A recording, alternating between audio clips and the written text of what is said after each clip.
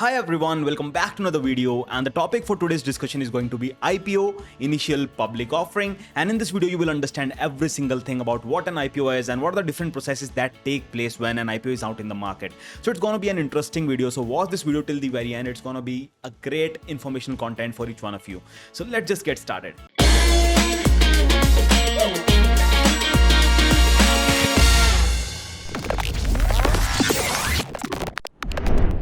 Alright, so before we start off with this video, I'll request every one of you to watch our video on journey of a company which we've posted few days back. So it will give you a holistic view कि actually company बनती कैसे है और IPO कब आता है या IPO launch कब होता है. So that video is very very important for you. Just pause this video, watch that video and then come back to this video.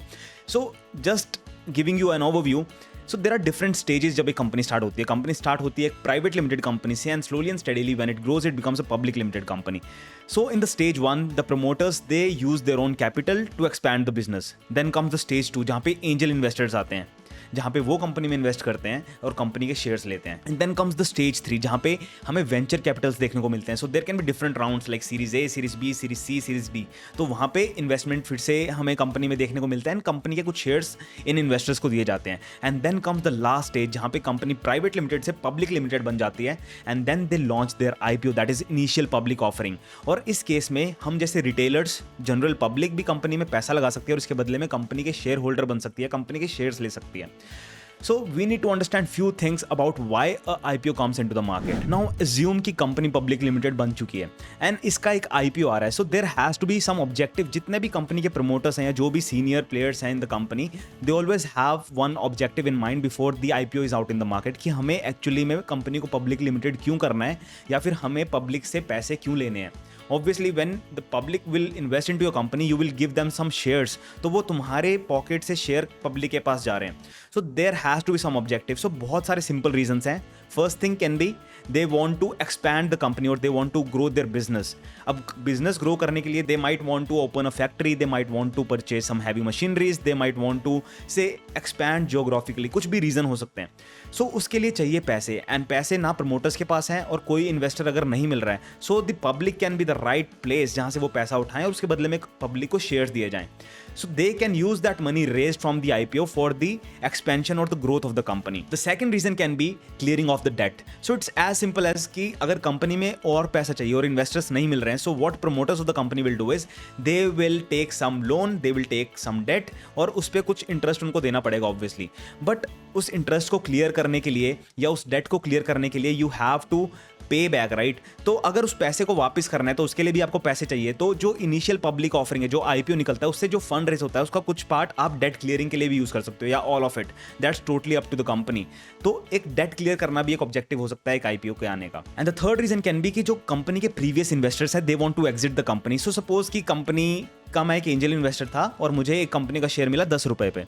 After some time company ने एक्सपैंड किया, grow किया, अपने venture Capitals आए और इस वक्त जो share का दाम है वो हो चुका है से 50 रुपए. तो मैं एज एन एंजल इन्वेस्टर मैं सीधा 5x कर चुका हूँ अपने पैसे को एंड आई पर्सनली फील कि कंपनी में और ग्रोथ पॉसिबल नहीं है या I do not see a bright future with the company. तो मैं चाहता हूँ कि मैं अपने शेयर्स बेच के कंपनी से एग्जिट कर जाऊँ.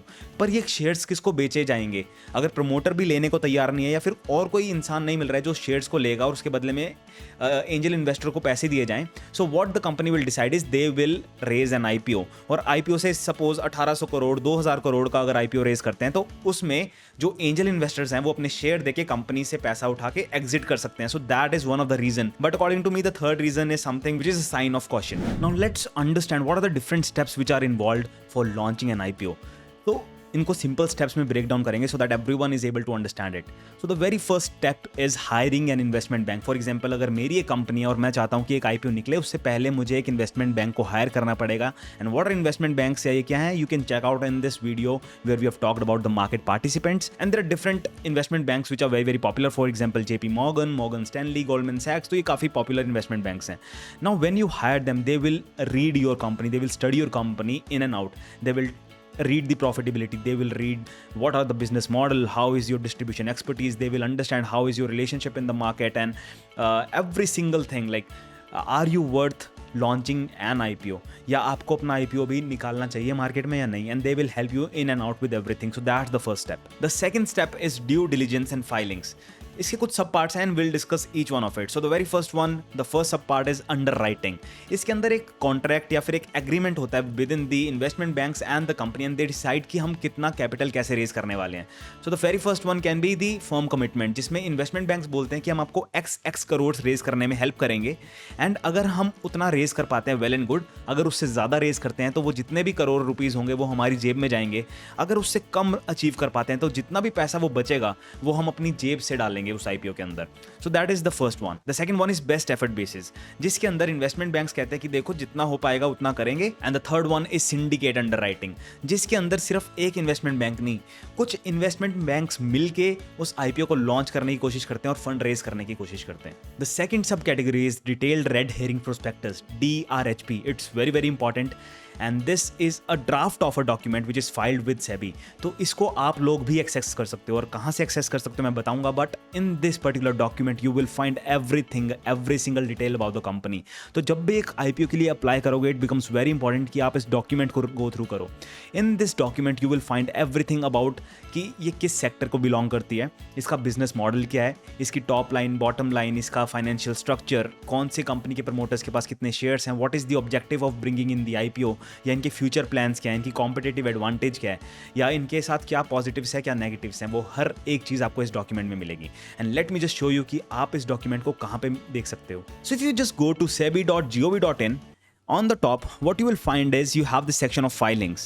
Just below it there is public issues, and on the right if you just click on draft of a documents filed with SEBI, you will be taken to this particular page. और आप यहाँ देख सकते हो कि जितने भी IPOs आ रहे हैं या फिर आए हैं अभी तक पास्ट में, you will find the DRHP document of each one of it, and you will be amazed to know that इसको अगर आप क्लिक करोगे you will be taken to this PDF, and यहाँ पे आपको हर एक इन्फॉर्मेशन मिलेगी अबाउट द कंपनी, हर एक ऑथेंटिक इन्फॉर्मेशन बिकॉज सेबी की साइट पे है. And if you just go down below you have this index. So within that index you can see every single thing कि कौन से पेज पे आपको क्या मिलेगा. You have the general information, risk factors, introduction about the company and every single thing. पर ये document बहुत बड़ा होता है. For example for this company it's somewhere around 400 pages. तो सब कुछ या सारा पढ़ना it's not possible for every single person. So what you can do is you have this summary of the offer document. अगर आप इस पे क्लिक करोगे you will be directly taken to the summary, जहाँ पे आपको हर एक चीज़ का क्रक्स मिल जाएगा कि आईपीओ क्यों आ रहा है and every single thing. So just make sure that you go through this document before you apply for an IPO. So this is the second step. The third sub part is compliance and filings. इस particular step में involve होंगे SEBI, NSE and BSE. Now we know SEBI is the one which creates all the guidelines for what is going to happen on the stock exchanges. और जो हमारा IPO है वो NSE और BSE पे ही ultimately launch होने वाला है. So these people will do all the compliance check कि सब कुछ सही तरीके से हो रहा है या नहीं हो रहा है. So they will be involved in this particular step. So the step 3 is pricing. In this case, first of all, you look at the valuation of the company. For example, there is a company जिसका valuation 10,000 crore का है. Now, what does this mean? First thing, total number of shares multiplied by the price of one share, the existing price, comes out to be the valuation of the company.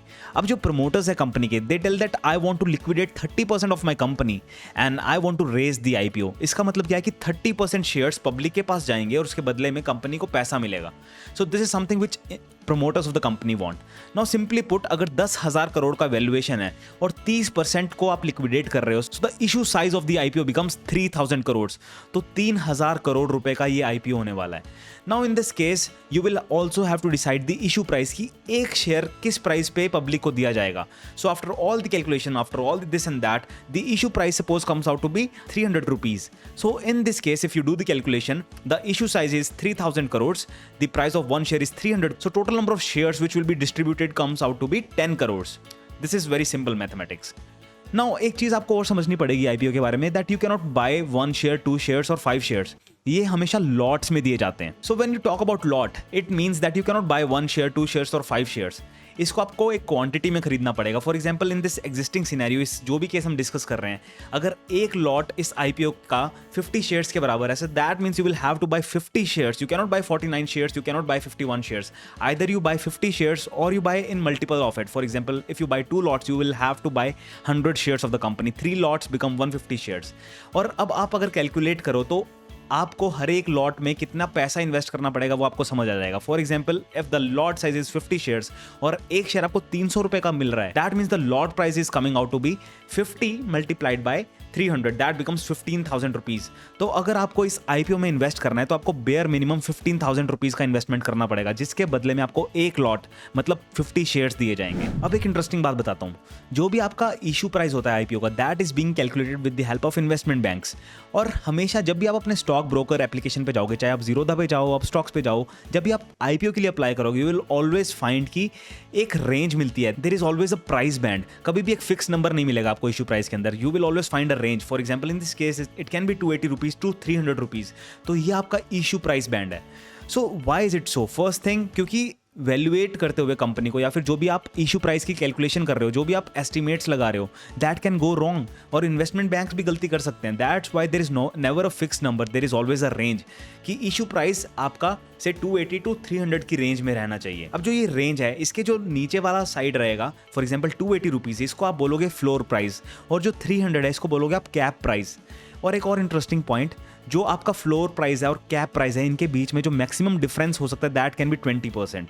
So this is one of the things. So always whenever you are applying, you will always find कि एक price band आपको मिलने वाला है। So the next step is share allotment, which is very very important. So just think of it कि market में अलग अलग तरह के पार्टिसिपेंट्स होते हैं। You have QIBs which are qualified institutional buyers, you have NIIs which is non institutional investors, जिनको high net worth individual भी बोल सकते हैं, जैसे late sir Rakesh Jhunjhunwala, he was a high net worth individual, right? So and also moving ahead, we have retail investors. So सबके पास एक fair chance होना चाहिए एक particular IPO में participate करने के लिए. That's why there is a cap. For example, 50% of total number of lots जो भी इस IPO के आ रहे हैं will be taken up by QIBs, 15% will be with NIIs and remaining 35% will be with retail investors. और ऐसा क्यों करना पड़ रहा है? Because if the IPO is very good, सबको पता है कि ये एक अच्छा लिस्टिंग गेन दे सकता है या ये फ्यूचर में अच्छा परफॉर्म कर सकता है, जो हाई नेटवर्थ इंडिविजुअल्स हैं या जो QIBs हैं, they are not going to leave any single share for us. वो सबका सब खरीद लेंगे, राइट? सो एक फेयर चांस सबको मिलना चाहिए।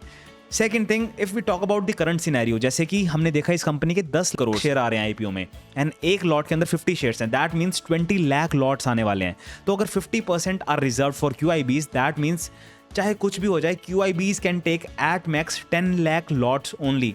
अगर और कोई बड़ा इन्वेस्टर है वो भी बाय करना चाहता है, but if already everything is fulfilled, अगर सारे लॉट्स ऑलरेडी बिक चुके हैं, तो he cannot buy anything else, he can just apply for it, और वो उसकी किस्मत उसको मिलेगा या नहीं। So this is something which happens. So this is something which you should know कि हर एक कैटेगरी में आपको एक परसेंटेज डिवाइडेड मिलेगा। ऐसा कभी भी नहीं होगा कि रिटेल इन्वेस्टर्स इस पर्टिकुलर IPO में पार्टिसिपेट नहीं कर पा रहे।